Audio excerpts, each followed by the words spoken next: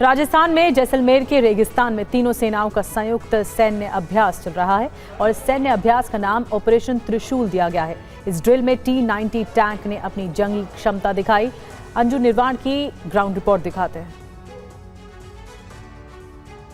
यहाँ पर भारतीय सेना के तमाम आर्टिक गन्स और उनके जो टैंक्स हैं उनको यहाँ पर प्लेस किया गया है।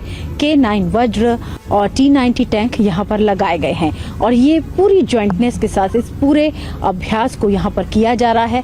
भारतीय सेना की जो दक्षिणी कमान है उसके अंदर इस पूरे एक्सरसाइज को किया जा रहा है और ऑपरेशन त्रिशूल, खासतौर से ऑपरेशन त्रिशूल के अंदर ही ऑपरेशन या एक्सरसाइज अखंड प्रहार की जा रही है और दुश्मन पर किस तरीके से एक पूरा अखंड प्रहार करेगी हमारी भारतीय सेना और हमारी भारतीय वायुसेना। इस एक्सरसाइज के जरिए ये दिखाने की कोशिश की जा रही है और लगातार अपनी तैयारियों को परखा जा रहा है।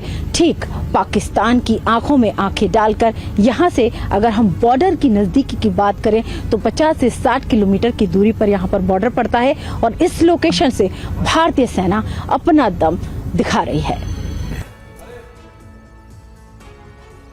और आज लखनऊ में भगवान बिरसा मुंडा की जयंती पर जनजातीय भागीदारी उत्सव की शुरुआत हुई। इस उत्सव में सीएम योगी ने कहा कि बीजेपी सरकार में जनजातियों की भागीदारी बढ़ी है। तस्वीरें यूपी की राजधानी लखनऊ की हैं। जननायक बिरसा मुंडा की जयंती पर आज जनजाति भागीदारी उत्सव की शुरुआत हुई। इस कार्यक्रम का शुभारंभ सीएम योगी आदित्यनाथ ने किया।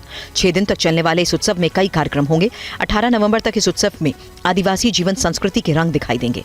इस उत्सव में 100 से ज्यादा स्टॉल लगाए गए हैं जिनमें आदिवासी व्यंजन, हस्तशिल्प, पारंपरिक आभूषण, लोक पेंटिंग और घर सजावट का सामान के साथ साथ जनजातीय जीवन से जुड़ी वस्तुएं शामिल हैं। सीएम योगी ने इसे आदिवासी गौरव और सशक्तिकरण का उत्सव बताया। हम लोगों ने 60,244 पुलिस की भर्ती की और पुलिस की भर्ती में मैं देख रहा था कि जितनी भी सीटें अनुसूचित जनजाति के लिए आरक्षित थी वे सभी सीटें अनुसूचित जाति के ही युवाओं ने उसको पूरा भरा है। कोई सीट खाली नहीं थी। यानी ये चीजें दिखती हैं कि उनकी शिक्षा का स्तर बढ़ा है। भारत का चीनी उत्पादन लगातार बढ़ रहा है। अनुकूल मौसम और गन्ने की अधिक पैदावार के चलते 2025-26 में चीनी का उत्पादन 16% बढ़ने का अनुमान है। सरकार ने चीनी के निर्यात को छूट देने के साथ साथ गुड़ पर लगी 50% ड्यूटी को भी हटा लिया। अब दुनिया में चीनी का सबसे बड़ा उपभोक्ता भारत है। ब्राजील के बाद चीनी का उत्पादन करने वाला भारत दूसरा सबसे बड़ा देश है। ISME यानी Indian sugar and bio energy manufacturer association ने अपनी रिपोर्ट में बताया कि देश भर में अच्छी बरसात गन्ना उत्पादन के लिए सरकार की प्रोत्साहन नीति के चलते गन्ने की पैदावार बढ़ने का अनुमान है। इससे चीनी का उत्पादन बढ़ेगा। ISME ने अपनी रिपोर्ट में बताया कि 2025 से 26 में कुल चीनी उत्पादन 16% बढ़कर 343.5 लाख टन रहने का अनुमान है। 2024 से 25 में चीनी का उत्पादन 296.1 लाख टन था।